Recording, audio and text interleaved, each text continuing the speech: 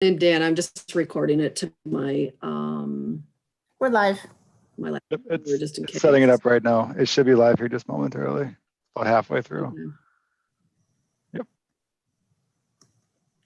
I don't know if you can hear me. I'm recording it to my laptop too, just in case. But okay, just having connection issues on my end, I think. All right, welcome everybody. I see we've got a quorum of EDA and we are at 5:30, so I will call our meeting to order. Karen, could we have a roll call, please? Yeah, don't have the list in front of me. Councilmember Lorge. I'm sorry. EDA member Lorge. Here. So sorry. Member Finneman. Here. Member Roberts. He's Blake, you're on mute. Mute, I can't hear. Member Huntash. Here. And back to Member Roberts. he's on mute. Yep. And I'm looking for Member Erickson, which I don't see on my side. There he is. Okay. Member Erickson, we're doing roll call. Here. And then President Bain. Here. I'd invite everybody to join us for the Pledge of Allegiance. Dan will display the flag. If you want to cut your video, you can do so in the bottom left hand of your Zoom tray.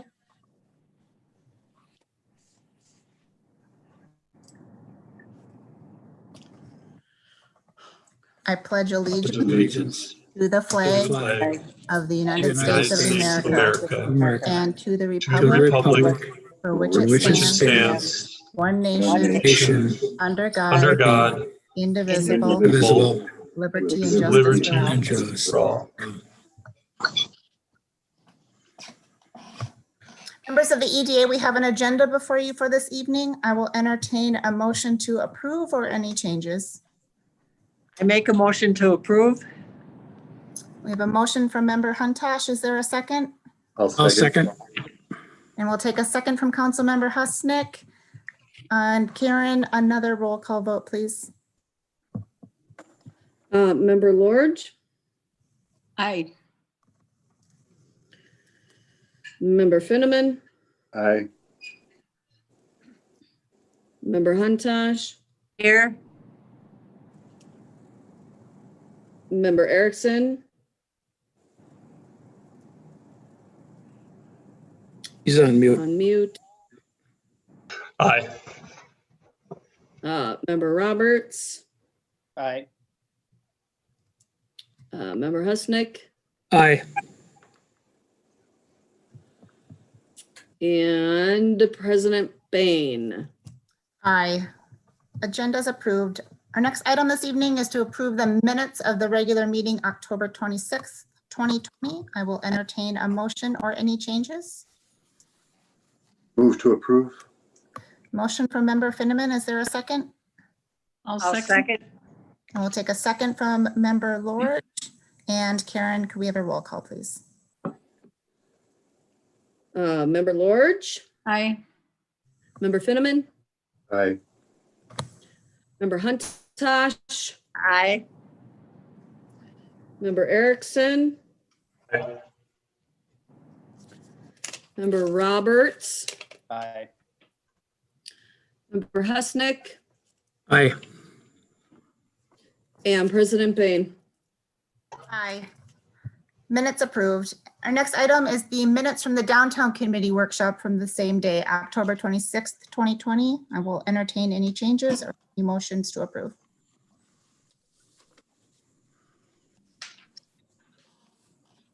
I make a motion to approve. Motion from Councilmember or from Member Huntash. Is there a second? Second. A second from Member Erickson and one more roll call, Karen. Please. Member Lorge, Aye. Member Finneman, Aye. Member Huntash, Aye. Member Erickson, Aye. Member Roberts, Aye. Member Husnick, Aye. and President Bain. Aye. Motion or minutes are approved. Our next item on the agenda this evening, the Chamber of Commerce BR&E agreement. And let's start with, Dan, I believe you're starting on this, and then we'll gather any feedback that Nanette may want to provide as well. Correct. President, members of the EDA, what you have before you tonight, it was emailed out later this morning around noon, was the upgraded or the new agreement for the BR&E services between the City of Forest Lake, EDA, and the Forest Lake Area Chamber of Commerce. This is an updated version of a previous agreement that we did have with the Chamber of Commerce. I think it's from right around 2014, as the last year that we had this agreement with the Chamber. We did discuss this during the October 26th EDA meeting workshop that solicited feedback as to what was to be included in the agreement. That feedback was taken, and then the agreement that's before you tonight does reflect those discussions that were held during the October 26th meeting. Just a couple of the highlights of it. It is a 2-year agreement, so it's for the remainder of 2020, but it is prorated all the way back to the beginning of 2020. So we didn't prorate the amount, it's for the full $5,000. So it's for 2020 and 2021. It has an annual cost of $5,000 per year. The work that the Chamber of Commerce will do for these funds are listed out in the agreement. I believe it's in section or paragraph 3A through L, go through the high points of the various tasks that the EDA or the Chamber of Commerce will do for the funds. In Q4 of 2021, I will bring back this agreement back to the EDA just to make sure that the work the chamber is doing is still reflective of the desires of the EDA at that point. So for future, for 22, 23, 24, we do have the opportunity to review this one more time before we go through a renewal. So before you tonight is the updated BR&E agreement. Again, it's reflective of all the previous discussions that we've had. And staff at this point is recommending approval of the agreement, and I'd be happy to answer any questions that the EDA has regarding the agreement. Before we open it up to questions, I guess I would just ask Nanette, thanks for being here, and just wanted to give you an opportunity if there was anything you wanted to add on to Dan's comments before we open for EDA questions. Thank you for that, Mayor Bain. Dan and I have had a conversation on a couple of things just for clarification purposes. I think we've gone back and forth with this quite extensively, so I feel extremely comfortable with what is before you. And so I really don't have anything to add other than what Dan's already shared and what you see in the agreement. Just to, I guess, gather any kind of questions specific to you. Have you had an opportunity to, I guess, discuss with council board, and has there been any feedback at council board of chamber board? I have not I presented back a while ago with the board of directors and was waiting on this agreement. So what'll happen once this is in full agreement by the EDA, then I'll run it past our board of directors for a vote. Perfect. I guess I'll open it up to members of the EDA. Other questions you may have for either Dan or Nanette on this particular item?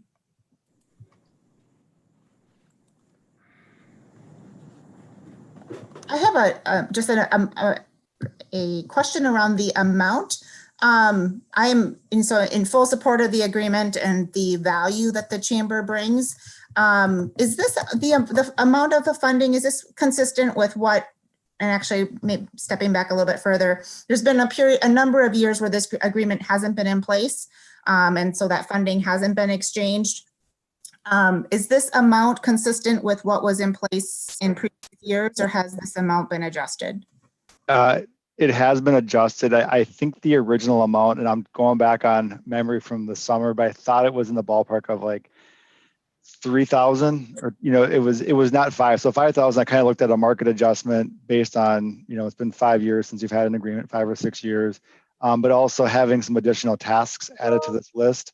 I tried to find that point where it's in line with what other agreements are coming through at this point, and adjusted it based on scope and what the current market conditions are. I support that. I also don't have the exact amount in mind. I thought it was maybe 2,500 a year, but I don't remember. I also support an expanded amount and recognize that there is more items on the list, and certainly the value is there. So I support that. I just pulled it up. The original agreement from 2012 was 2,500 Per year? Yeah, per year. So this is actually double that. But again, that's an 8-year-old agreement that had a little bit different scope to it. Right. And when I looked at our budget, that's how I discovered there even was an agreement, was going back and looking at previous years of expenses and income and expenses, and those last few years, the amount actually received was kind of kittywampus. So I'm not sure what happened in those timeframes. I do know that the original agreement was 2,500, and then again, I don't know if there was just a phasing out or didn't keep up with it or what was going on, but that's how I noticed that it was in place prior. Well, I'm happy to see the updated amount. Other further questions? I've got just a couple, or maybe just one, well, two. So you've detailed when payments in 2021 are going to happen. When is the 2020 payment happening? 2020 payment would be happening after both EDA and Chamber approve the agreement. I didn't put a specific date in there, given the fact that we're already in November. We're going to pay it through 20, in 20. But the split payment term was a creature of the original agreement, where it was split into two payments, half in the front half of the year, second in the second half. Had this been an agreement that we would have, say, gotten done in May, I would have probably split it out into 2 payments, like the original one. But given that we're so far into the year, that's why it was just for the 1 payment. But once the both parties authorize the agreement, then the payment will be issued to the Chamber of Commerce. Okay. And the only other question is maybe a little bit semantics, but I'm worried about precedents when none of us are around to remember why we did what we did. And that is, in their summary letter, you talk about the term being for 2020 and 2021. But then the agreement itself, it dates the term being from November 9th, 2020 to December 31. I just wonder if it'd be wise to acknowledge in the agreement itself that it dates all the way back to January, versus somebody down the road going, well, hey, you paid for 2 months, $5,000, Should have prorated it. Yeah. Good idea. I think that's wise. Good catch.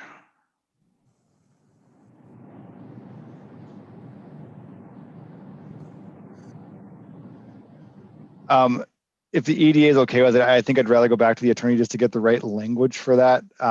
Since I'm not, I understand the proration, what the intent of it is. I just want to make sure that it's captured in the right legal terms, into the agreement here. So I can definitely update that term number 1, to say that it's prorated back, because you're right. After, as of now, it makes sense, but in 3, 5, 7 years, when we're looking back, like I was just looking back at the original agreements, having that not spelled out would make that potentially confusing. Mm-hmm. Dan, can the motion tonight be to direct staff to approve the agreement with this provisional change, and to direct staff to work with the attorney to get that change? Yes, it can be. Okay. Other questions for Dan or Nanette on this agreement, or any other points of input? Not hearing any, I will entertain a motion to approve. I would move to approve with that stipulation that they verify with legal the appropriate wordage. A motion. No, and I'll second. Motion from Member Finneman and a second from Councilmember Husnick. Any further discussion on this item? Not seeing any. Karen, could we have a roll call, please? Member Huntash, Aye. Member Husnick, Aye. Member Finneman, Aye. Member Lorge, Aye. Member Erickson, Aye. Member Roberts, Aye. and President. Aye. And motion approved. Bear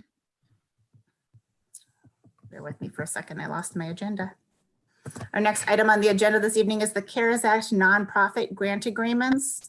Dan, before we jump into the details of the nonprofit grant agreements, can you maybe talk us through a little bit the process we've gone through and the prioritization of for-profit versus nonprofit, and just give some background on where we are today? I've received some questions and just want to make sure that that's all out there. So. Absolutely. President, members of the EDA, just to provide the background on how we got to where we are today in the CARES Act grant program. So we ran an application period. I don't have the exact dates, but I believe it closed on the end of September, but we ran a for-profit and nonprofit application period consecutively. So both for-profits and nonprofits were both invited to apply for the grant funds. However, the priority within the grant policy was for-profit applications were to be funded first. So there was $300,000 allocated or budgeted to this grant program. Of that $300,000, the first level of priority was for for-profit grant applications. We went through all of the for-profit applications that came in, reviewed them through underwriting, and based on those grant applications that made it through the underwriting process, approximately $243,000 was granted to the for-profit for-profit applications. That award happened during the last EDA meeting on October 26th. That left over approximately $56,000 that could then be used for the nonprofit applications.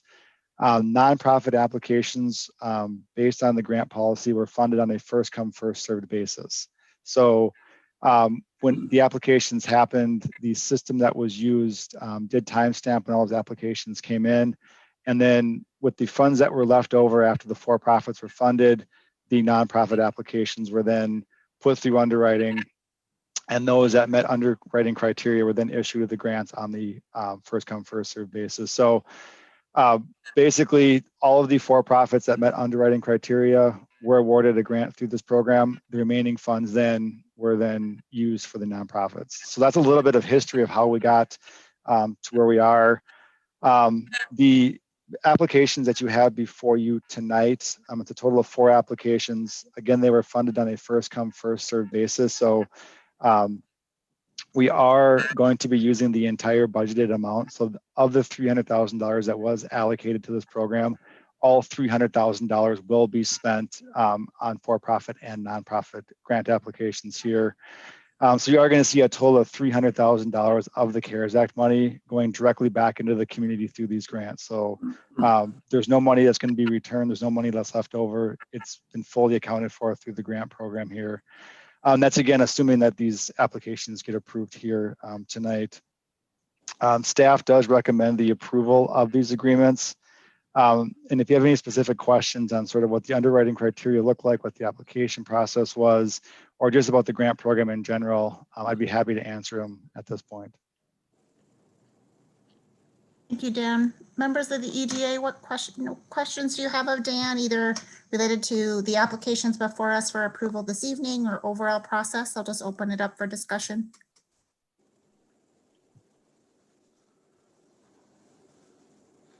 Dan, I did have, and I'm apparently navigation challenged tonight. I'm not getting back to your memo that has the various nonprofits on it. Are there nonprofits that applied and qualified but weren't able to be fully funded, or what does tonight's list look like in terms of the total pool of nonprofit applicants that were received? So on the nonprofit applications, basically what it was is, if you were first in, you got funded first. So the first 3 applications were fully funded because they met the criteria for their fully funding. The 4th application that came in got basically what was left over. So that's why you see on your grant agreement, you'll see the first 3 applications funded at $15,000. The last one came in at 11,703.54, which is the remaining of the grant funds. They did have expenses that they would have, had there been extra money available, would have qualified for the full 15,000. But since they were the last application in with qualifying expenses, that's why that amount was reduced on the last one. The difference being on the for-profit ones, when you saw expenses reduced there or amounts reduced there, that was based on their expenses did not necessarily always meet the full asking amount that they asked for, just because of, they may not have qualified, they may have been reimbursed to another grant program. So that's why you see some differences on the for-profits. The nonprofits was based on, basically once that bucket ran out, whatever was left, that's what the last application got. And then were there any nonprofits that we're not funding at all?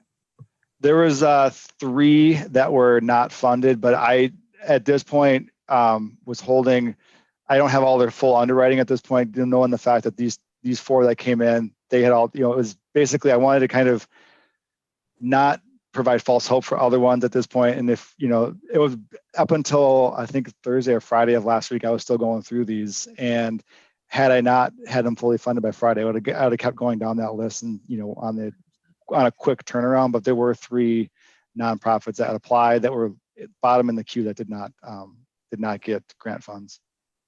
Understood. Just trying to understand volume of applications and level of interest. So thank you for that. Member Finneman, go ahead. Just to educate me a bit, the city received X amount, call it 400 to 500,000, something in that category. Am I right or wrong with that general amount? Yeah. In general, yeah, you're right. Yeah, it was over 400. It was about, I think it was 450. I mean, that's ballpark. I don't have the exact total in front of me. Okay. And then when applications came in, there was well over $500,000 worth of requests. Mm-hmm. Maybe that was just profit and not nonprofit and profit combined. I'm not quite sure. So EDA was allocated 300,000. So that's really all we get to work with. That's what we're making decisions on. I'm just a little bit curious because of an investment made in the Castlewood project. I'm just curious about how we shifted way back when we could have allocated more to the EDA, to allocate more to the businesses because of the pandemic. But we shifted gears somewhere earlier in the city council meeting to I don't know, just make it a limited amount for the businesses. Whatever else was in that allocation from the state or elsewhere was used elsewhere. Call it the Castlewood project, which I believe it's been used there as well. I'm just curious as to why that happened, why we aren't dealing with the pandemic businesses and why we're developing a private enterprise kind of thing. I know it's after the fact. I should be embarrassed for not watching the city council meetings, but I rely on the planning commission.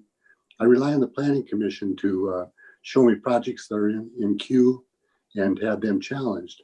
And I just never caught up with this one. Just a curiosity. Yeah, so great question. And I'm happy to give my perspective from council, and I would certainly invite Councilmember Husnick to give his perspective as well. So just walk through process here a little bit.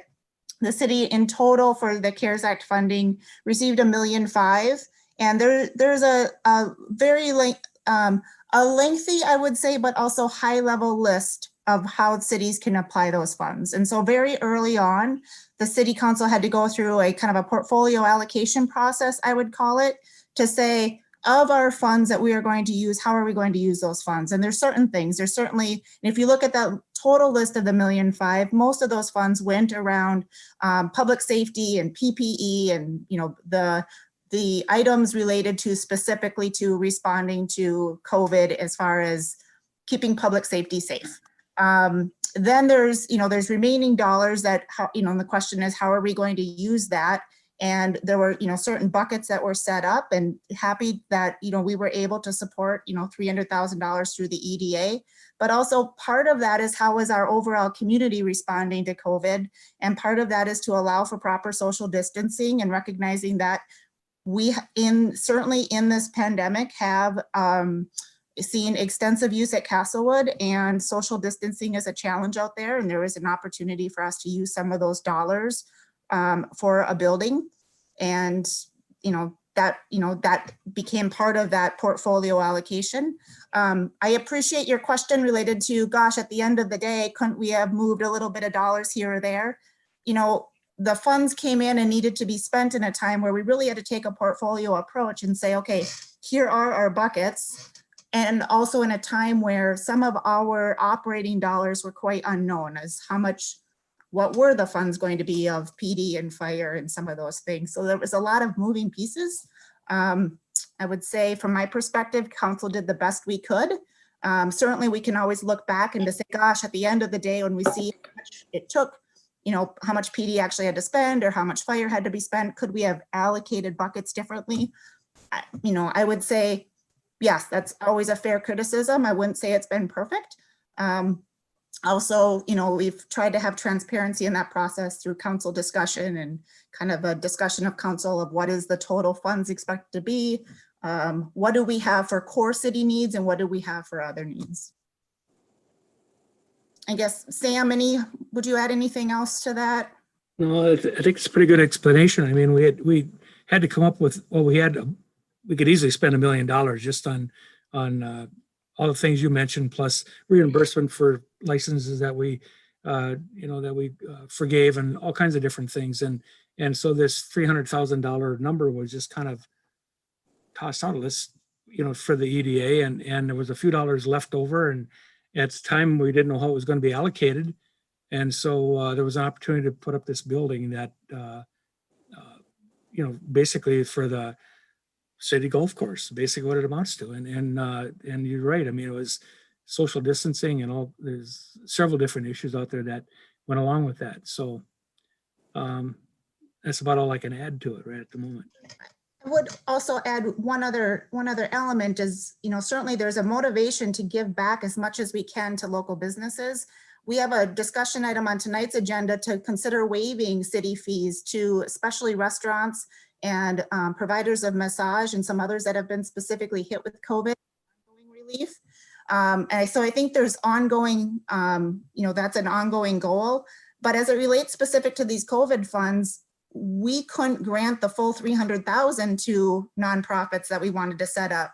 Now, an argument could be made that we could have raised the individual limits and we could have allowed, businesses to get a larger, more than the 15,000 per business. But I think we're looking to try to get this allocation of community needs and recognizing that there's lots of different sectors of the community that have been impacted by COVID. Some of it's small business relief. Some of it is relief on city facilities like Castlewood, and some of it is public safety. And we took a portfolio approach and did the best we could to get the monies allocated the best we could. The other component that we need to talk about is, the time component, in that those dollars need to be spent by the end of November or we pass them to the county. And if the county dollars are unspent, they get passed to the state. And so it is a little bit of, time is an important element here that, directionally we needed to get some of these dollars flowing and some of these projects thought about so that we could fully utilize those dollars within, the time frame allowed. I wouldn't say it's been a perfect process by any means, but do want there to be transparency on how we made those decisions. Member Roberts, go ahead. Yeah, so Mark, thanks for bringing this up. I intended fully to bring this up. I was going to do it under the red flag part of it because this is how it came to my attention and a lot of concerns were voiced to me. So I don't know how you want to handle it going forward, if we want to get this part voted and gone through, or if we want to hit on this now, because I've had more people reach out to me on this one than the $22 million city center that we built a couple of years ago, as far as the frustration, disappointment, and how this all went down. So I'll leave it up to you, Mara. How do you want to proceed on the conversation? Yeah, I guess, it's related. That's all related to how we're using the COVID dollars. And I think the conversation is a good one. So I don't mind having the conversation now. I think if it relates to, broader perspectives around city process and how we communicate with businesses, let's talk about that as part of red flag. But if there's questions on how the cities utilize these grant funds, and let's have that conversation now. Well, I guess you know, and Mara, you're aware of my disappointment in this, and so is Patrick. Reached out by a number of business owners and just general taxpayers concerned about how this thing went down. And we can hit on around the red flag, but just specific to the CARES Act money, you know, you can cross that gray line and say this is for social distancing. I tend to think that's kind of a cop-out. I don't think that's right. This money was earmarked from the federal government to help businesses and cities survive this pandemic, not increase city facilities and amenities. That in my eyes is just plain wrong. That's not what this money was intended to. And again, we can justify that and cross that line and try to figure out, but we certainly have crossed that line. In my opinion, the city has crossed that line. It's just not right. I fear that once media finds out about this and that they find out that Forest Lake is using federal money to build a clubhouse, I fear for how that's going to come across. And again, everyone can justify that all they want to, but that's the feedback I'm getting from a lot of people. And it's not just a few people. It's, again, way more people. Now, obviously, we're spending 22 million. I think it ended up being closer to 20 on City Center. Never got this feedback that I have on this $150,000. But on top of the CARES money, then we're going to be probably at least that. And I know that it's budgeted less, but at least that in taxpayer dollars to complete the project. And so there again, cities spending money like this when some businesses aren't even going to make it through this winter and they're going to see this in their tax increase. I just feel it's wrong. And that's been the sentiment I've heard from a number of people in the community, mainly business people and a few taxpayers. I appreciate that feedback, and that's feedback we need to hear. I think, Member Finneman, go ahead. okay. Well, I think Blake said it quite well. The frustration level is high out there. And the fact that maybe it's a city project and it had a timetable to it and it had to run, and the decision was made long ago with city council to do this. Therefore, I can't retread all those territories, but I'm just surprised that it won't be going through a planning commission proposition so that it gets a certain criteria judgment. And from now, when I've heard and read, the criteria seems to be on the minimal side, growing as time goes on if it can. So I'm surprised at that. I do need to correct the record just a little bit of, you know, people hear the word clubhouse and think of a grand building. And I guess I want to make sure everyone's clear of the very modest building that is being put out there, and so modest indeed that some of the frustration is does it even meet some of our, you know, our requirements for, you know, level of building design. I mean, I don't think this could be done much more inexpensively than the path that has been on. And so I just want there to be clarity around what does this building look like, and that it is not a grand clubhouse of any means. The other aspect I would add around this conversation it's less around COVID funds, but it's more around overall community resources. And it's important to put on the table the aspect of the longevity of Castlewood. And there is a layer to this conversation around how do we make Castlewood a viable long-term resource for the community? That certainly isn't impactful at all around the CARES Act dollars, but it is impactful around our overall community conversation on overall facilities funding and keeping that resource viable. Having that building out there has been, you know, identified along with a couple of other things of critical infrastructure that is needed for long-term Castlewood longevity. And, you know, if there were a need to have, you know, kind of a joint meeting with EDA and Parks, Lakes and Trails to kind of talk through some of those things, I think it's worth doing so. The topic has boiled up here specifically around this building at Castlewood. However, I think, you know, EDA understanding some of Parks, Lakes and Trails long-term funding needs is also just an important data point that does kind of influence kind of council's prioritization of Castlewood overall. But I say that's more on the kind of our allocation of general fund dollars rather than specific to these particular CARES Act COVID dollars. But it is an important element to this conversation of we know that this community loves Castlewood, and we are looking for a way for that to be maintained as a long-term facility. And we have not had a clear path for the last couple of years on maintaining that. And that does impact, council's overall decision-making. I would fully agree with that. It just goes back with the timing, where the money's coming from. There's just, and I've got another things that hit on that maybe more red flag, so I can hold off on those thoughts till we get to that point. As Member Finneman, go ahead. I'm just surprised that I am quite often that a group like the Economic Development Authority didn't even catch wind of this unless you were following the city council meetings. So again, I have to apologize for not following other routes, but I'm so surprised that something like this wasn't even mentioned, to my knowledge, at EDA meetings.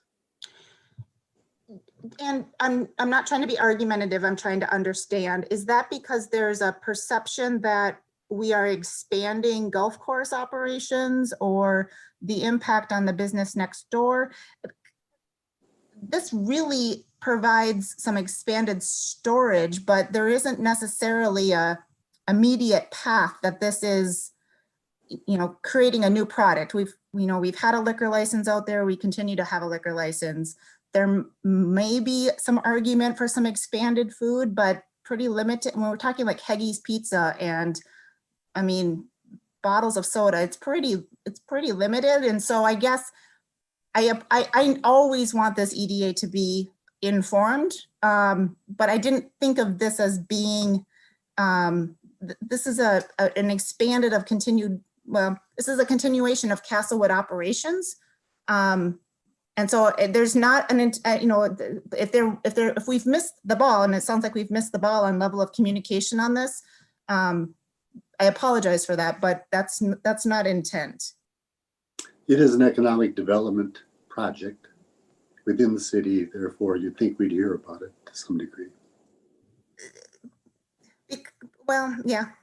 And so with that being the case, we should make sure that this body has, similar types of, we're having a conversation about Fenway right now, and what does that look like? And we should make sure that those updates are coming across, because, and I appreciate that this, we welcome all sorts of input. And so let's take that feedback back. All right, this whole thing, it was a hurried up thing, all right, but I had all the confidence in the world that the staff did a lot of good research on this, and I'm certainly not going to throw anybody under the bus under no circumstances whatsoever. I voted for it like everybody else, but the point is, it was a very short time limit, and at the time, it just really seemed like a excellent way of an excellent use of that money, and so. It is what it is, I guess, and I don't know how we can make that up, but nor do we have to. And so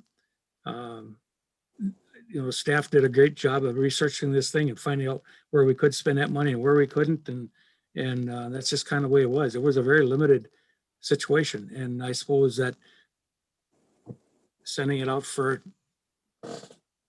economic relief is one option, but part of it didn't happen. So we just got to move on, I guess. I've got one question for Say though, clarification. the feedback on missed communication is taken to heart, and that's, please know that is not intent. I've got a question. This is Jenny. Go ahead. Who owns the parking lot? So the parking lot is owned by the business next door. It's owned by Stella's.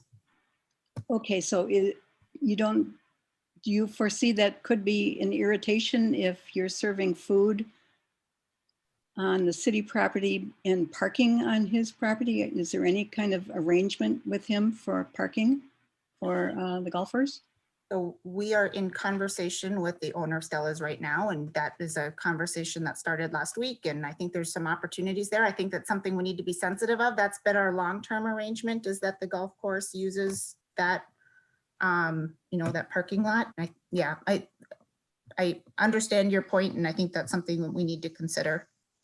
Just, can I clarify the agreement there? When the golf course and the restaurant, whatever it was when it was built, the parking lot is under a development agreement that the golf course can use that parking lot for parking at the golf course. The agreement's been in place for probably since the beginning of the golf courses there and since the building was built. As far as grand food service, I believe the mayor said correctly, it's not going to be anything more than a candy bars, soda, beer, and maybe a pizza. And we do majority of that right now, except maybe for the pizza. We did research this quite a bit and talked to many officials, both county, state, and believe this qualified for those funds. It's not the only building we use these funds for. I mean, we had to use it to upgrade some of the HVAC in the city center. We've used it on the senior center. These funds were made to, or granted to, not only give relief to businesses, but to help fight the virus and the impacts that it was going to have on the usage of public facilities. And that's where we used it. And there's no doubt that the golf course operators were having a little bit of an issue, probably a little bit more than an issue, of trying to keep people out of their small, less than trailer sized building and get them on the golf course at the same time. So we did the research. We thought it was acceptable under what the rules are, and we moved forward. And both Mayor and Councilman Member Husnick were correct. There's a very, very, very short time frame on this. We had to move really quickly. We had to, think real quick because we couldn't come back with, 1.5 million to businesses. We probably couldn't have gotten that around. We couldn't have reacted that fastly. And we knew that the county was also giving grants to businesses. So we hope to partner with them, and they did give many businesses the opportunity. So there's lots of money for businesses on the county level. So we concentrated on where else we could spend that money, so we won't return it to the county and then to the state and then to the feds. So we did our homework on this, and we're pretty satisfied that this was a qualifying expense. Member Finneman. It was just said a moment ago that the Stella's restaurant is in conversation now as of a week ago. Maybe I'm misunderstanding that, but still, I mean, the project was well in advance of even their input. Yep. Yeah, Mark, if I could follow up on that as well. I mean, one of the people that reached out to me was Max Stevens right away. He had no idea about this until he saw a city truck sitting out on the golf course. There was no communication. It is, we're here as an EDA to try to support businesses, but yet when you hear stuff like this, where there's no communication at all, we're trying to work through parking now, we're being told all that. It's embarrassing to be a part of something like that would allow this to happen, where you have that much lack of respect for a business person, that this is how this went down. And I've shared this, Mara, with you before, and Patrick, you are aware of it too. It's really concerning. It shows the lack of respect that this city has for its local businesses. Perfect example.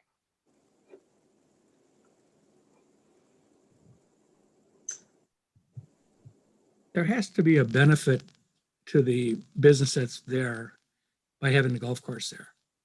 And it always has been. Absolutely. You're How's it gonna long-term change? partners. Why wasn't a conversation had, Sam? Excuse You me, know but that's not the right way to handle it. Not What the is, right way to handle it. what's going to change? The What's business is gonna still change? going to be there. We're now, Mara just said, we're talking through parking stuff. We're talking through this. He should have been the I think first person to It's contact. got to be fine-tuned stuff, because that agreement's been in place for years. Yeah, well, but what you're talking about, size of the clubhouse that big, and who knows? Yeah, now maybe food is just going to be, Haggie's Pizza and all that. How do we know that long term? Is there a guarantee there? We don't know that. How are we guaranteed that? So How is Max Stevens guaranteed that? Somebody's paying property taxes, and yet this new entity is coming in not paying any property taxes, get a reduced liquor license. It's appalling. It really, really is. And I'm sorry to be so strong and make people uncomfortable here, but this needs to be said. No, Blake, I appreciate your candor, and I appreciate the strong words. I do need to transparency of the process, that guarantee is governed in a very public process every single time there is an RFP for golf course operations. And I think that's another element that we need to be reminded of is we do have a contract for golf course operations that is negotiated periodically. I will tell you, our last round of golf course negotiations did not go so well. We had nobody interested. Do we have a contract right now with the owners right now? Do we have a contract with this management in place right now? We do. It expires at the end of this year, and we are, Okay, and so we're putting a building up for them, and we don't even have a long-term contract with them. I mean, that seems reckless. That seems reckless. Let's be clear. We're not putting up a building for a golf course operator. We're putting up a building for the city of Forest Lake, because remember, we have two options for that piece of land. One is that it can either be a building or it can be a golf course, or it can be a city park. And we've made the decision, we would like it long-term to continue to be a golf course. And so the public transparency around golf course operations happens in the negotiation contract, which is a public RFP process. And so there is a level of, except full feedback on lack of communication and timeliness of communication, but there is a level of public transparency there, because it does relate to golf course operations and how we choose those. It's been said we're picking winners and losers. Well, we're picking winners and losers as part of a public negotiated process. This is all great feedback, and I don't mean to stop this conversation. I do want to recognize we do have some other agenda items. I would say at this point, I think we're a little bit outside of, the COVID conversation and the CARES Act conversation. So if we could maybe take action on the item on the agenda, and then we can move into the BRNE. I think we've uncovered some things we need to continue to talk about related to BRNE, and happy to continue the conversation. But I would suggest that perhaps we transition and take action on the remaining CARES Act dollars that are before us. All right, I'd make a motion that we approve the BRE agreement as was shown for the nonprofits. No, I'm sorry. I think we've approved that. I think we are on the next agenda item. We hadn't voted on that. I don't Oh, think. it was CARES Act. You mentioned it as BRNE. It should be CARES Act. Okay, grant CARES agreements. Act. Excuse me, CARES Act. Yep. So the item that is on the table and ready for motion is the CARES Act nonprofit grant agreements. That's what I was making the motion of. I'm sorry. The CARES Act nonprofit awards that were presented to us tonight. There's a motion. Is there a second? I'll second it. Motion and a second. Any further discussion? May I ask? Yep. Member Finneman. Just so that I'm clear, if I'm a member of the American Legion, can I vote yea or nay or abstain? Patrick or Dan, you want to weigh in on that? Well, I believe that you could vote because you're not an active director or part of their executive board or whatever structure they have. Okay, thank you. and thank you for being conscientious on that. Well, wait a minute. I'm on the board of directors for the chamber, so I need to abstain, and so I can't second. Is that correct? If you're on the board, I would believe you're correct. You should abstain from the vote. Okay, so you still need a second. If you wanted to pull that out, similar to how we did for the profits, the for-profits, you could pull that one out separately, I guess. But I appreciate that approach, Member Roberts. Maybe Councilmember Husnick, if you want to break up your motion into two pieces, one would be without the chamber, and then we'll in a second motion approve the chamber so that Member Lorge is able to abstain. Okay, I'll amend my motion then to say that we approve the CARES Act funding for the Lakes Center for Youth and Families, the American Legion Post 225, and the Caring Place Incorporated, and holding off on the Forest Lake Area Chamber of Commerce. I'll second that. We have a motion by Member Husnick or Councilmember Husnick and a second by Member Lorge. And Karen, could we have a roll call, please?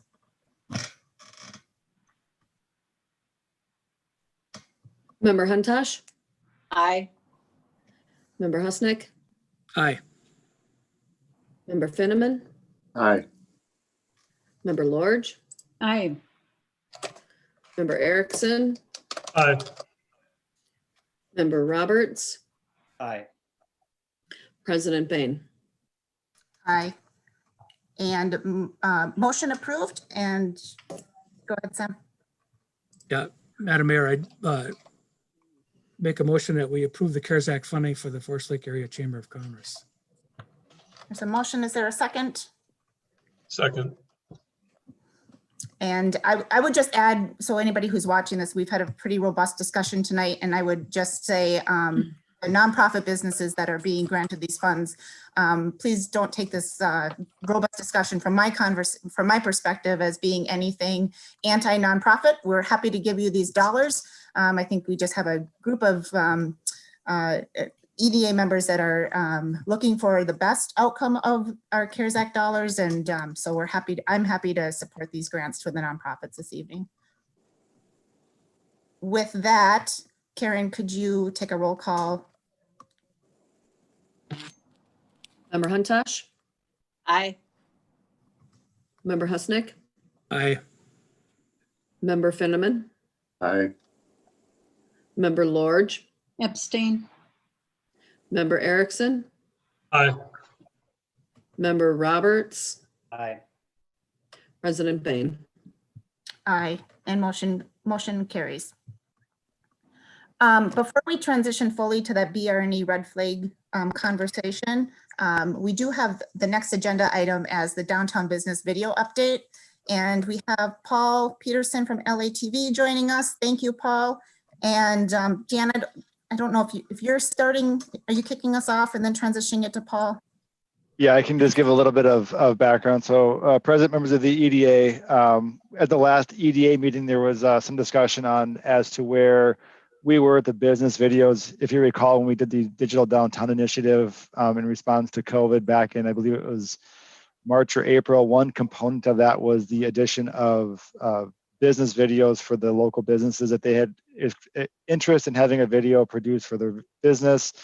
They checked the form. That information was then transferred over to Paul at LATV to start working on, how best to film those. When we started this program, the intent was to sort of get through summer and then start working on this in the fall, thinking, back in April that we'd have a better picture of how COVID impacts would look. And hopefully, I think we all kind of thought that we would be potentially a little bit further along in terms of getting back to more normal life than we currently are. But we did intend to leave work on this until the fall.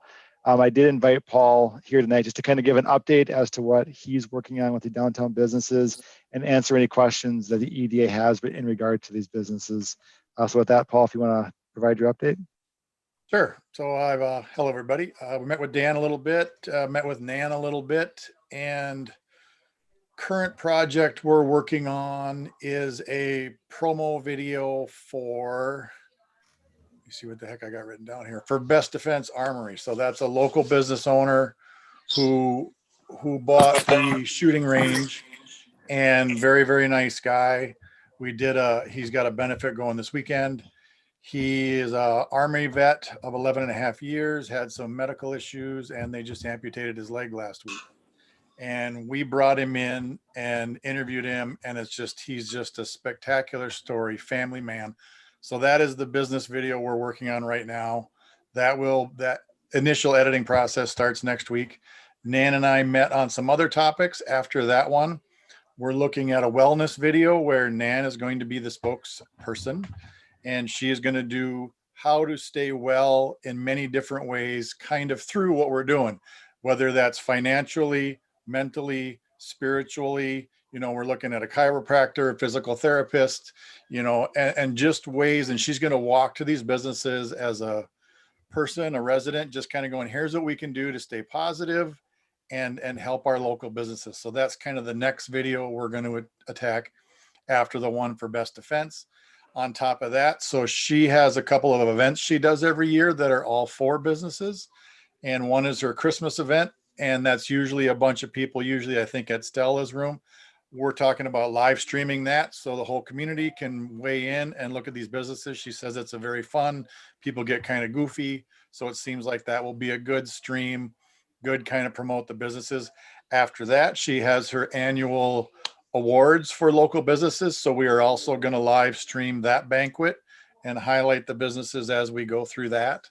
We talked about, Dan had this idea of maybe Nan knew of three people that were trying to start or did start a new business during COVID, and to show people it is actually possible. There's a lot of people might be holding off, got this great idea, been thinking about it forever. There's no way I'm doing that right now.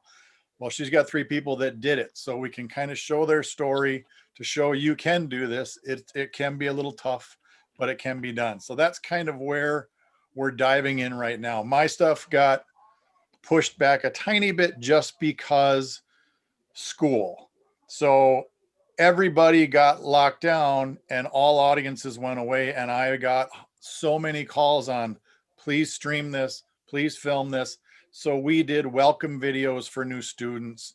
We did, the live stream for the school district. We just did homecoming live where we actually crowned a COVID queen who was at her house on a TV on the thing. We're live stream sports kicked in. All of a sudden that was just a frazzle.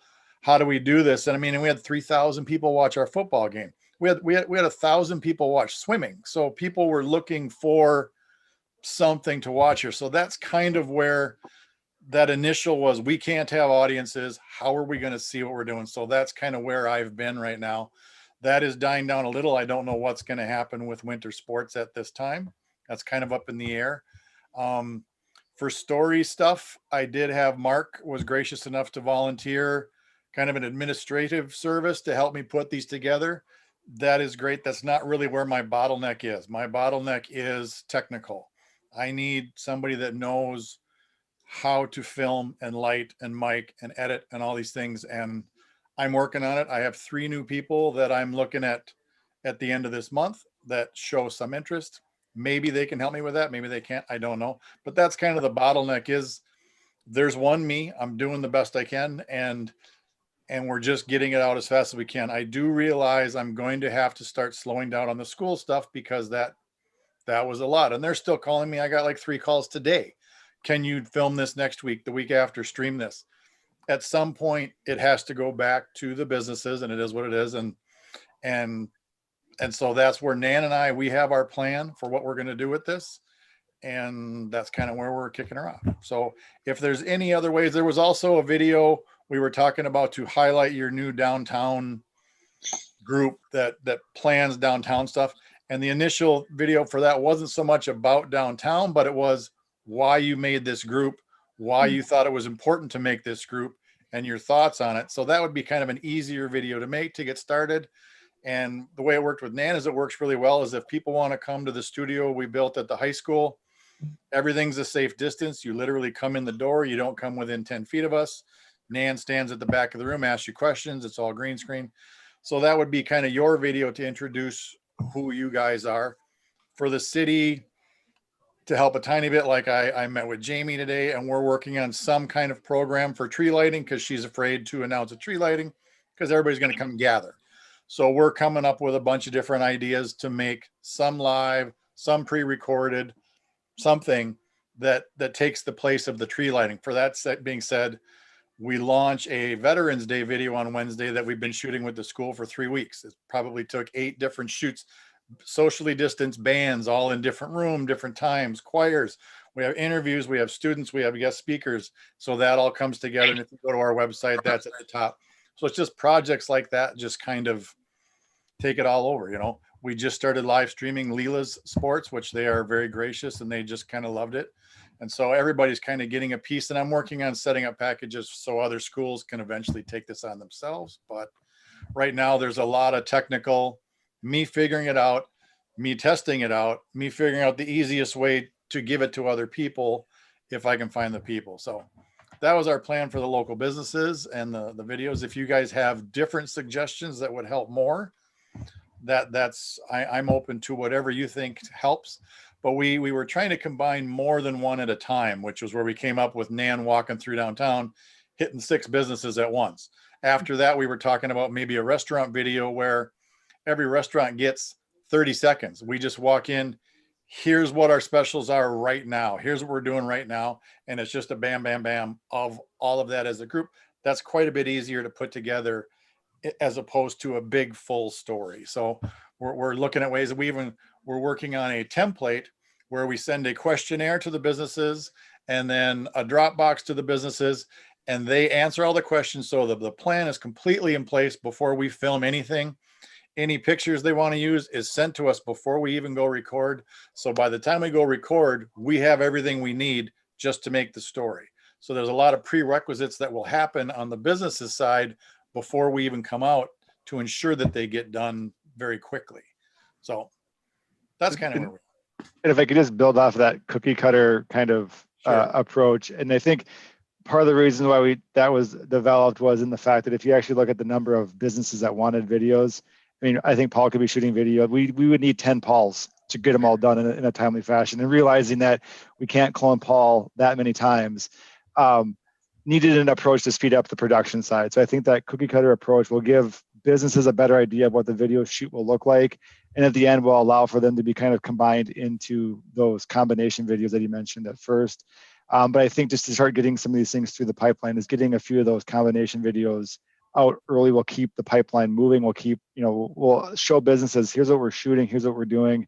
And from my perspective, from a marketing standpoint, this is a big tool in the marketing toolbox for the city that if people are looking for what's in for us, like, what is your local business community look like? I can give them that promotional video for the city and they can kind of get a good flavor for the different, facets of the local economy. So, I think originally the cookie cutter approach was, we wanted it more open for creativity, but I think the reality is just given the volume that we sort of have to do that cookie cutter approach to get these things through. And, unfortunately, we just can't clone 10 Paul Petersons to get these things done in a few months. So it will take some time, but we are making headway on the process.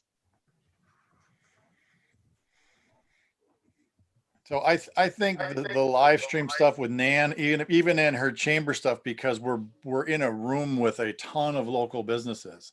And so that will help kind of promote them. One thing we did do, like with football, I partnered with the Booster Club and we highlighted 18 businesses before, at halftime, and after, because they usually put them in their printed guide, which got a very limited printing this year because there's no crowds.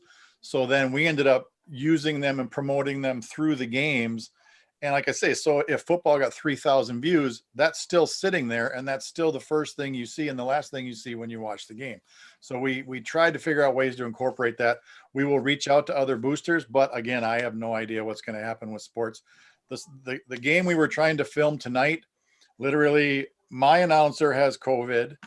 The guy for Prep Sports was going to take it over. Half of his announcers have COVID.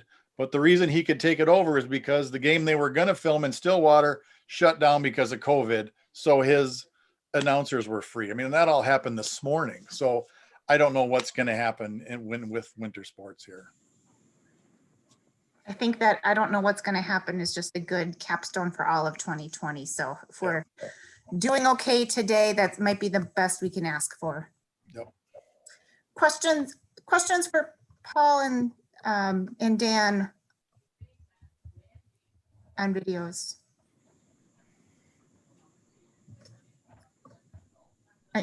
Not seeing any questions, I guess, just from a feedback perspective. I appreciate the updated approach. Whatever we can do to get some volume, but I also know that you are one person and trying to allocate time between schools, which are also very important given education, and extracurricular limitations in COVID. So I appreciate that and trust that you're, balancing those things well. Whatever we can do to help you, short of cloning you, I think you've got an open audience for. I will tell you, I am still looking for a clone. So I am very optimistic about the 3 people I'm looking at the end of this month. We will see what happens. But I specifically reached out to 10 teachers and asked for kind of techie, geeky students, past or present, and they sent me 3 that were very excited about going into this field. So hopefully that works. We shall see. Very good. Any other questions or comments for Paul? All right, not seeing any. And Dan, you did not need any action tonight on this item, right? Nope, it was just an update to the EDA. Perfect. With that, let's transition back to the red flag warning conversation. I suspect we will loop back into our conversation related to overall communication and some of the challenges in the community with some of the recent decisions that have been made. But Dan, do you want to maybe kind of start us on, what you had intended this conversation to be on, and then let's, naturally, let's address those items and naturally kind of fold back into some of this feedback.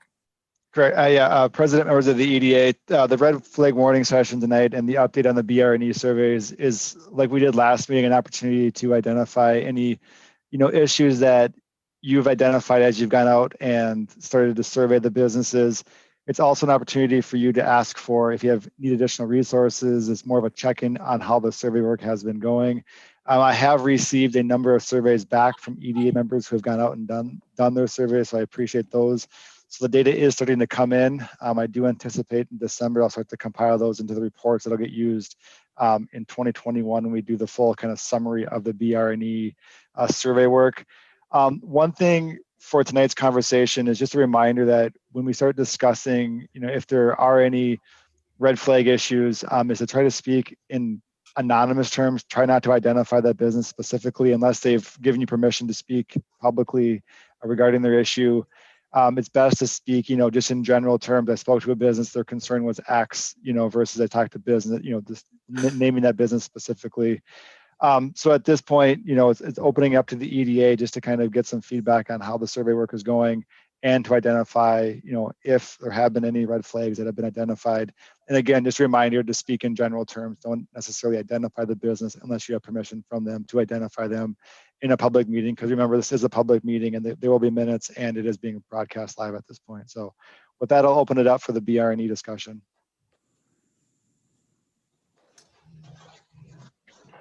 Members of the EDA, any feedback other than the topic we were discussing that we want to address or has risen to the surface? Overall feedback?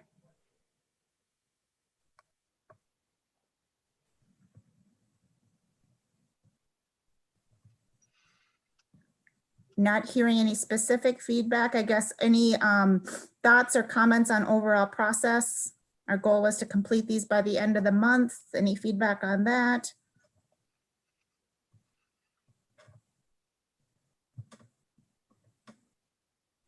I got to get mine finished. That's all I can tell you.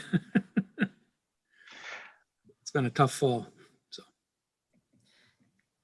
Member Fenneman, go ahead. If there's an overflow of businesses that have not been addressed, I'm happy to do so. I just need to know where they are. The ones that I have addressed already on my list were pretty independent of need. So let me know if I should move further. That's great. And I appreciate you bringing that up. That was be my next question. If anybody wanted more businesses, I do have a handful that were never assigned during the first go around. I'm happy to assign additionals. If anybody wants additional businesses, just reach out to me and I'll get you on my list, Mark. I'll add you to the list for some additionals. Thank you. Thank you for taking that on, Mark. So next steps, Dan, was this the last of the red flag sessions we had scheduled? Is next steps to take kind of completed results and kind of distribute those and kind of condense that information down and distribute that back? Or what's next for us as far as agenda items on this topic? So what'll happen is that the November 30th is the deadline that was set for all the survey work to be completed. Once I get all those surveys back, I will start to compile those into the report. I intend to take December to take all that information that was brought in from the survey work to get the report generated, and then that'll get brought forward in the first part of 21. I want to make sure I have enough time to go through all the survey work to identify, what are the trends in the data. Because like you said, if you look at the questions that were asked, some are open-ended. We're going to have, hard to quantify against each other. And some are, we should be able to get some trend lines within that data set based on the question type. So all of those will get compiled. You'll see the report hopefully in the first part of 21, is when the report will come back to the EDA. And then based on that feedback, we can start using that to start guiding policy development in 21. So early 21 is when you'll see the next BR&E report come in, but December is going to be used for the data analysis and compilation from the surveys that are being completed right now. Thank you, Dan. Let's circle back on closing, trying to kind of condense down to some solid next steps. You know, the feedback that that was shared related to, you know, lack of perceived transparency and lack of communication related to this project. You know, I guess I'm open to feedback on how do we fill that gap, you know, of, you know, communication of what's being considered at the council level and, you know, getting that information into the hands of business owners. You know, whether it's channel methodology, there's a host of things that, you know, city council does. And, you know, 98% of what we do is just really dull and boring. And, you know, it kind of gets lost in the noise. And the trick to this is catching that item that is, you know, is going to, is an item of interest in a timely manner, getting that out there in a way that catches attention and allows for the right feedback at the right time. And I guess I'd just ask for feedback and thoughts on how we better either create new channels or utilize better channels to get more information out there. And whether that's to you as EDA members, we don't want you to be caught off guard when you're hearing things in the community, or if it's getting information directly out to the community. I guess I'm just open to feedback. Moving beyond the what happened to how do we solve that challenge? What does that need to look like? I think, you know, one thought that comes to mind based on your question relative to council business being largely dull and boring is because that reality and organizations don't move quickly. I mean, it's pretty natural for most people to tune out. And so I think anytime we're dealing with something that we're trying to make snap decisions on and moving really quickly like this situation, I think you probably best to assume that this is going to catch some people not in the right way. And so that would be, you know, from that perspective, if we know that there's something happening quick, maybe get all hands on deck, whether that's EDA members or park, you know, whatever, you know, players, to say, hey, here's what's coming down and here's why we're doing it and we're moving quick. The other thing, just send everybody an agenda. Everybody on the EDA, everybody on the planning commission, everybody gets an agenda in their own email so they don't have to look it up. You know, it's always on the city website, but get it handed to everybody. But it's there. Go ahead, Mark. I don't quite know how to do that. At any rate,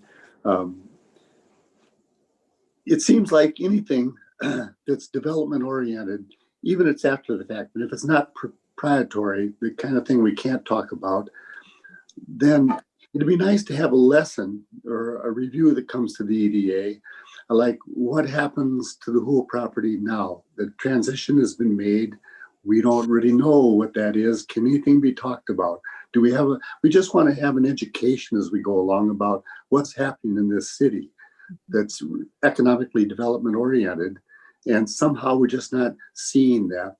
There's things about a business downtown that started their new business and they have a piece of property next to them that's going to be demolished at some point. And what's that story at this point that the EDA could understand and deal with? We don't get that education. We seem to miss that. It's not talked about. I would somehow want to find those things that are not proprietary, and there's lots that's not proprietary that we can talk about so that we have, as an EDA, a real education about what's happening in this community. I think what I'm hearing is, and I'm just kind of summarizing this from my own mental list, is certainly when there's anything happening around city facilities, and whether that's, you know, substantial change in a amenity like Castlewood, or the conversations we're having right now at Fenway, for example, you know, I can appreciate that there is some, you know, community development impact to that. I also think about just general city-owned properties, and so we've got certainly the Airport Business Park. We've got, you know, the Headwaters 123, but, you know, members, you all may know or may not know that we also, you know, at the council level started talking about Washington County utilizing our current compost site as a future location for a county recycling center. And so those are things that get discussed at various boards, either parks, lakes, and trails, or at the council level. And getting recaps to you, I think, is helpful. Just again, our goal is not to ever catch you off guard. But there is, in ordinary course of business, there is a drumbeat of activity that we can do a better job of getting that back to you. And in some summaries, and perhaps we just add a standing agenda item for other city business where we just have a placeholder of what else is going on. And that's just our opportunity to talk about those things. There's times when, we've got a preliminary plan development coming through Planning Commission that, is public information. There's no reason we can't share that with you. We don't want there to be too much overlap where it seemed to be an extra, bureaucratic process or burden. But that I think there's a lot more we can do without crossing that line. From Marv, I can add, so I've been on here for over 12 years. And in the past, with different administrations and that, we've had, Ryan is on this call. He's the clock's ticking, so to speak, for being paid. He used to weigh in on a regular basis as to what's going on. At one point, Donovan Hart used to be involved in all these meetings. That decision was made. And I'm not saying right or wrong for him not to be involved in these calls. And so that was always a normal update. So I think that's the easy way, that they're here anyway, they're in the room. They don't have to do the update maybe it's every other meeting, but that seems like a really easy way to communicate to the EDA if we're feeling we're not being informed in all the decisions, or not decisions, but what's going on in town. That is a good feedback. And I see Ryan with his hand up. Ryan, thanks for being here. Go ahead. I would just add a couple of comments too.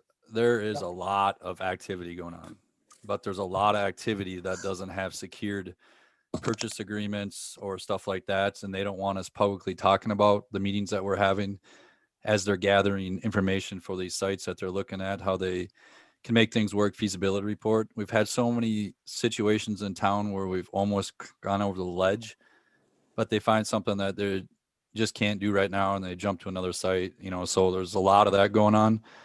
There's a lot of stuff that's in the works, and time will tell whether they're going to make these sites work or they can come to agreements with the property owners and, whatever the property owner wants to sell the property for, or might have specific use that they're looking for with these. So there's a lot of things that are in the works that are taking time. And we just have lots of times specifically asked not to say anything until first you'll see it on agenda at Planning Commission, stuff like that. So that should be something that's noted. We want to make sure we're not making a potential project lose trust right away in the process. So oftentimes we aren't able to talk about everything that we have. And really everything that you guys have known for subdivision work has been in the queue and approved several years ago. And we're just finally starting to build out the rest of those phases, like Headwaters development. We're in our last phase 12, which is basically a dead end cul-de-sac. But they're already pulling building permits in there. Chestnut Creek, phase 1's nearly built out. Phase 2 is still bouncing off several people.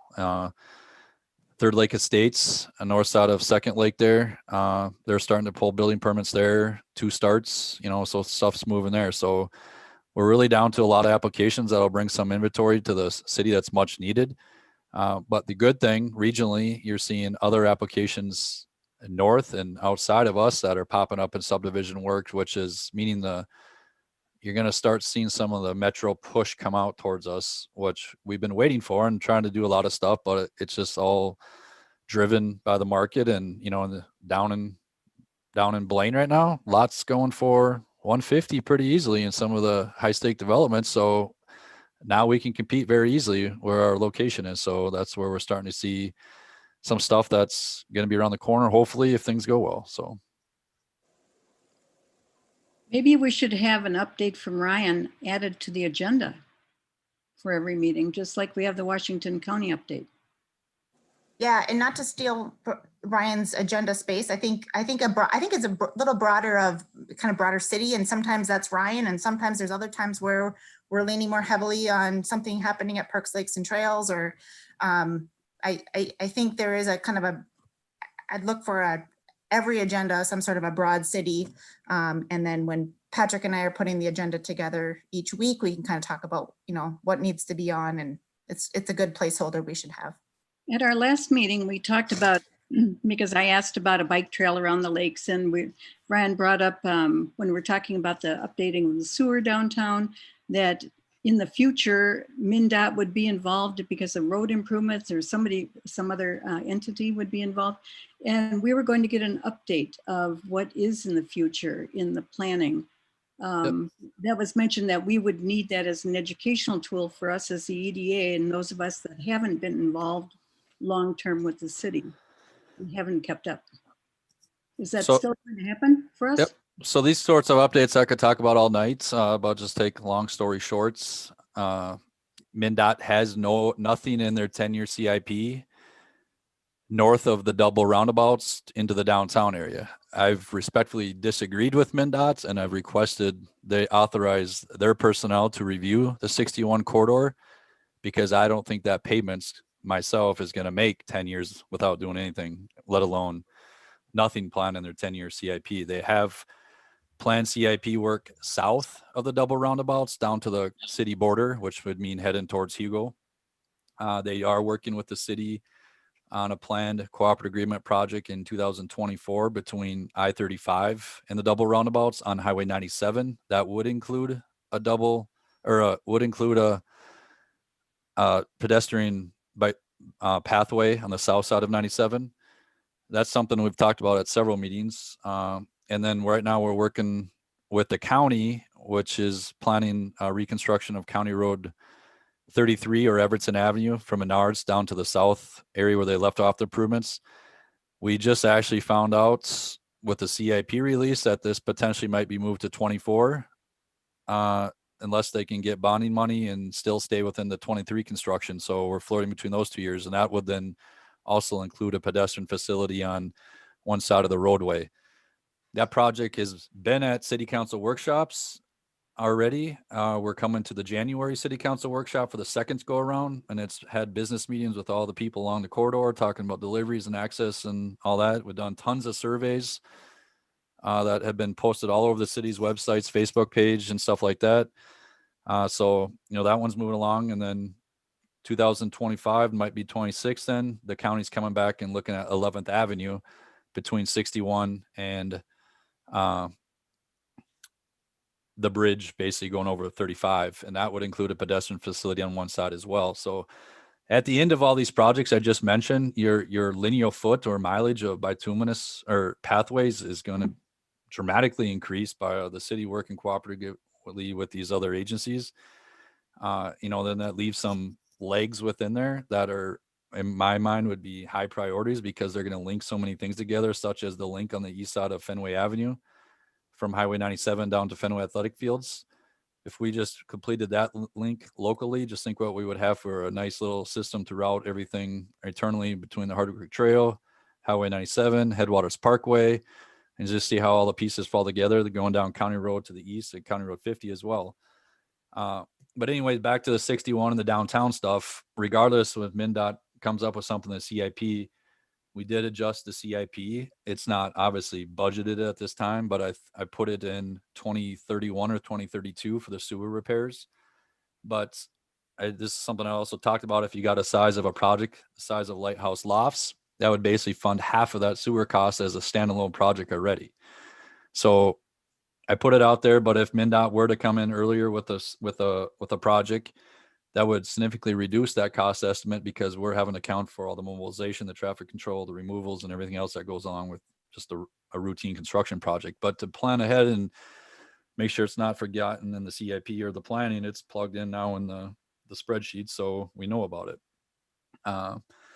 They do have a signal upgrade potentially at intersection 8th in 61, but nothing, in the major corridor of the 61 area that is all the concern. We did do some traffic study speed work with the police department on several days of data they collected there. And, because there was the thought there were increased speeds through that area, the data that the police collected on those particular days shows it was more of a perception of speed. But there's a lot of blind spots and, parking on the street that's going to limit the site visibility, which the perception of speed coming by seems much faster than what's being recorded by those radar speed trailer. Working our way around North Shore Trail and out to Cooling Camp Park. That was one of our bonding bill requests we weren't successful on. We were successful on sanitary sewer improvements, which are much more needed, because otherwise, if those don't work and fail, we're going to flood the lake with sewage. So what's targeted in that project is a lot of them that are around the lake were built in the 60s and 70s and basically currently rust buckets right now. So there's a lot of stuff going on there, but plugged into the CIP farther down the road, once we get past these cooperative agreement projects, then we did re-look at and try to plan and put some of this money towards the North Shore. We want to start obviously from 61 and start working our way around, because you got a 4-foot sidewalk that's existing there that doesn't meet ADA compliance. So just to go start and do new trail and a portion of North Shore Trail, not connect anything, we want to work on our existing improvements and work our way out, and then deal with any of the underground utility work at the same time, so we're as efficient in the project as possible. But those are also all applications that we try to line up with grant opportunities to buy down the local share, or whatever other opportunities we can team up with somebody, whether it's a developer or MnDOT's, and if it has a MnDOT leg in it, or Washington County with the projects that they're doing. So there's tons of stuff that's going on. It's just a lot to talk about, and I could talk all night if you want me to. We do have a monthly engineer sheets, a worksheet. We have monthly engineering coordination meetings with city staff, and both watershed districts attend. So that's something maybe if you guys want to get your hands on, you could actually just read what projects we talk about that are active and live. And you'll just feel, that's up to 8 pages right now, I think 8 or 9 pages. So there's a lot of information right there that